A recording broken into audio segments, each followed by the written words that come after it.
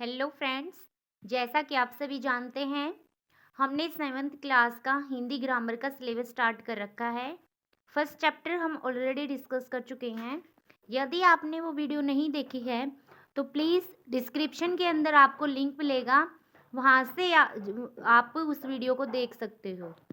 Second chapter है हमारा वर्ण विचार। बच्चों, जब भी हम कुछ बोलते हैं हमें ध्वनियाँ सुनाई देती हैं। ये उन्हीं शब्दों की ध्वनियाँ होती हैं जिन्हें जिन्हें हम बोलते हैं।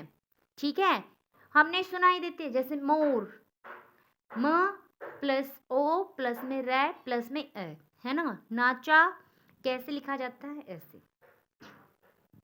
इन ध्वनियों के खंड या टुकड़े नहीं हो सकते। जो ये ध्वनियाँ हैं उसके क्या नहीं हो सकते, कोई भी खंड या टुकड़े नहीं हो सकते।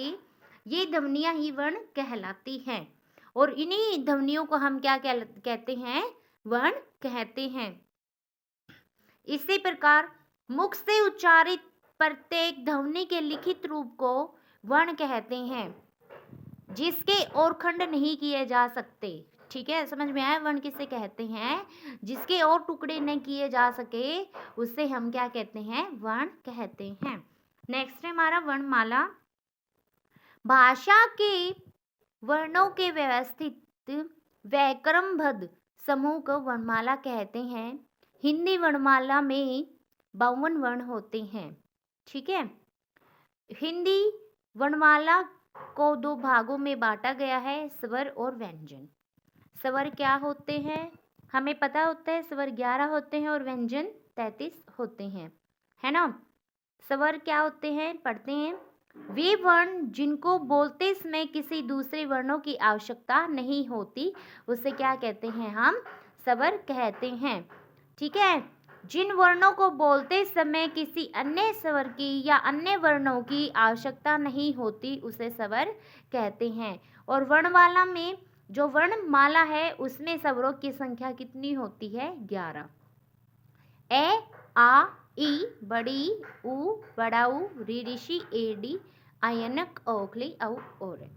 ठीक है, स्वर के भेद। स्वर के 3 भेद होते हैं, हसव प्लुत दीर्घ। ठीक है, पहला हमारा है हासव स्वर। क्या होता है, जिन स्वरों के उच्चारण में बहुत कम समय लगता है उसे क्या कहते हैं, हसव स्वर कहते हैं। ये 4 होते हैं, ए ई उ ऋषि। ठीक है, प्लुत स्वर क्या होता है, जिन स्वरों के उच्चारण में हसव स्वर से तिगुना समय लगता है उसे क्या बोलते हैं, प्लुत स्वर कहते हैं। ठीक है, और ये स्वर कितने होते हैं, इन स्वरों को लिखते समय इनके आगे ये वाला सिंबल लिखा जाता है, जैसे ही देखो ये ओम हे राम में, है ना, आदि जैसे प्राय न के बराबर है। दीर्घ स्वर। दीर्घ स्वर क्या होता है, जिन स्वरों के उच्चारण में हसव स्वर से दुगना समय लगे उसे क्या बोलते हैं, दीर्घ स्वर कहते हैं। ठीक है, अब देखो स्वर क्या होता है, जिसको बोलते समय किसी वर्णों की आवश्यकता नहीं होती, वो स्वर होता है, ये हम पढ़ चुके हैं। और हसव क्या होता है, जिनके उच्चारण में कम समय लगता है। और दीर्घ क्या होता है, हसव से ज्यादा दुगना होता है और प्लुत में क्या होता है, तिगुना होता है। ठीक है, ये हमारा डिफरेंस है। और दीर्घ स्वर में कितने संख्या होती हैं, 7 होती हैं। आ ई उ ए आओ आई ओ औ, है ना। ये अब औरत। अयोगवा।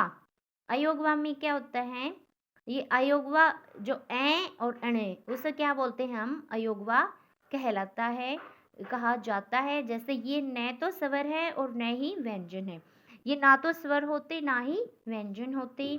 अनुस्वार। अनुस्वार क्या होता है, इसका उच्चारण नाक से किया जाता है, मतलब जिन स्वरों का उच्चारण नाक से किया जाता है उसे क्या बोलते हैं, अनुस्वार बोलते हैं।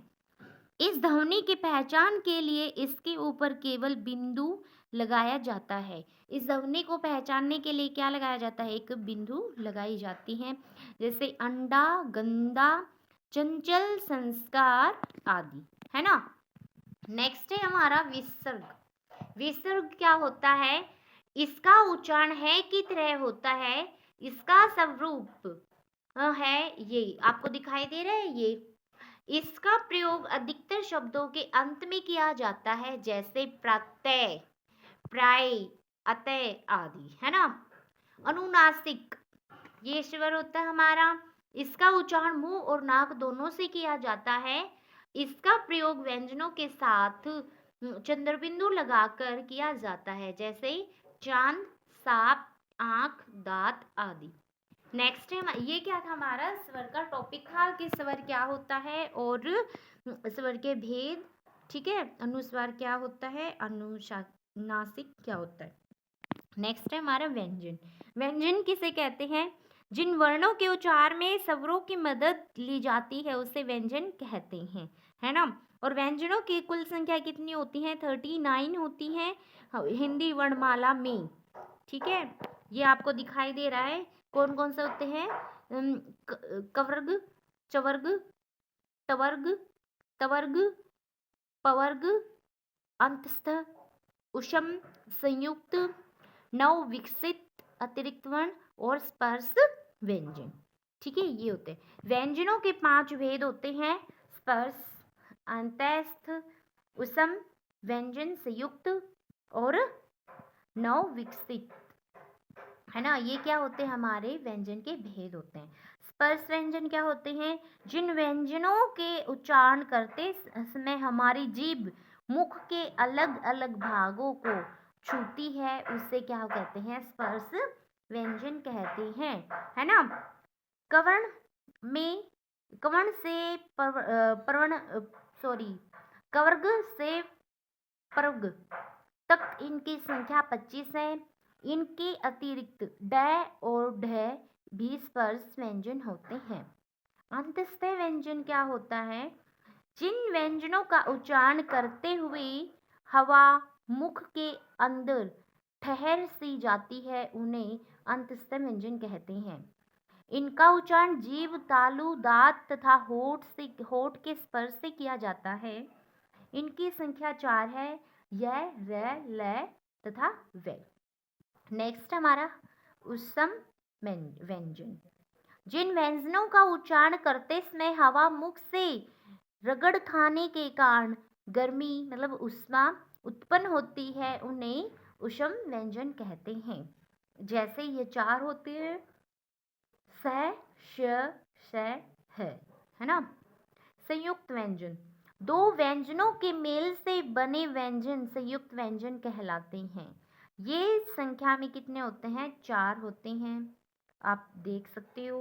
नेक्स्ट है हमारा नव विकसित अतिरिक्त वर्ण, कौन सा होता है, ड और ढ। यह 2 ऐसे व्यंजन हैं जो कर्मश ढ और ढ से विकसित हुए हैं, ठीक है।